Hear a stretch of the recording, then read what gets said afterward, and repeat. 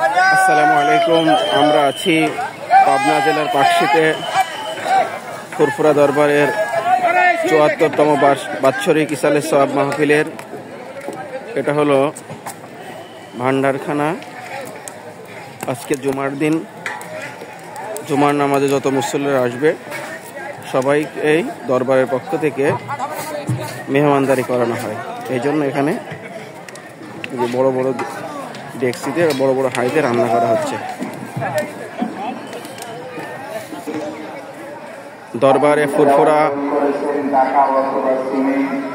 পাকশী পাবনা, এই যে হাঁড়িগুলোতে রান্না করা হয়। আর ওই যে ঘরটা দেখা যাচ্ছে, ওখানে রান্না করার পরে খিচুড়িগুলো রাখা হচ্ছে।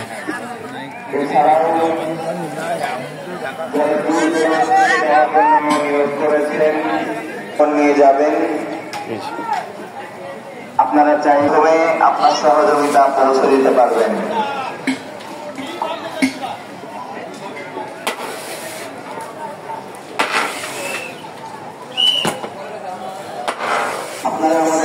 এখানে দেখা যাচ্ছে ছেলেরা, এরা যে সমস্ত চাল হাদিয়া আসছে ওরা গ্রহণ করছে। তারপরে চালগুলো দিয়ে এখানে মেহমানদের জন্য রান্না করা হচ্ছে। অনেক বড় বড় ডেকচি থেকে রান্না করা হচ্ছে।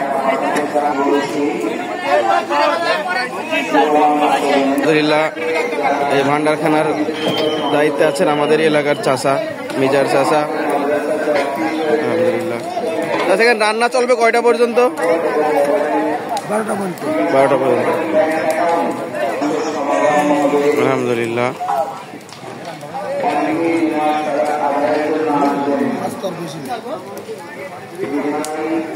তাহলে এই প্রত্যেক ডেকচিতে কয়টা করে দেবেন? একটা। অর্থাৎ প্রত্যেক হাঁড়িতে এক গামলা করে গোশত দেওয়া হচ্ছে। হাঁড়িতে আলু রাখা হয়েছে, আলুগুলো খিচুড়ির ভিতরে দেওয়া হচ্ছে। মশলা, খিচুড়িতে মশলা দেওয়ার জন্য এখানে রাখা হচ্ছে, মানে এখান থেকে মশলাগুলো দেওয়া হয়।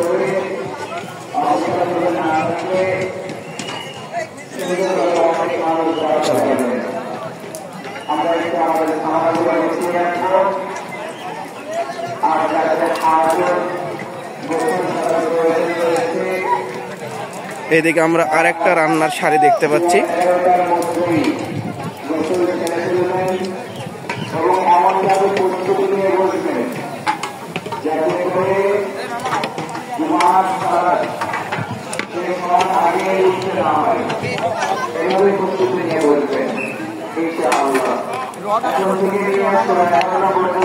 দরবারে ফুরফুরা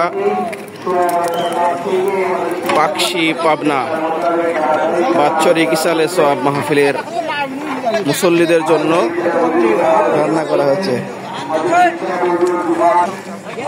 আসসালামু আলাইকুম। এই যে আমাদের ভাইয়েরা অনেক কঠোর পরিশ্রম করেন মুসল্লিদেরকে সেবা করার জন্য। আল্লাহ তাআলা ভাইদেরকে যা যা খায় নসিব করুন। আপনারা কোথা থেকে এসেছেন? বেড়ামারা। এইভাবেই রান্না হয়ে যাওয়ার পরে ভাইয়েরা হাঁড়িগুলো কাঁধে করে নিয়ে গিয়ে ওই যে ওই জায়গায় ঢেলে রাখা হয়। এই জায়গায় ভাইয়েরা ঝাল মশলা আগে থাকতে বলছি, এখানে মশলা তৈরি করা হচ্ছে আর কি। পেঁয়াজ, রসুন। দরবারে ফুরফুরা পাকশী পাবনার বাৎসরিক ইসালে সওয়াব মাহফিল থেকে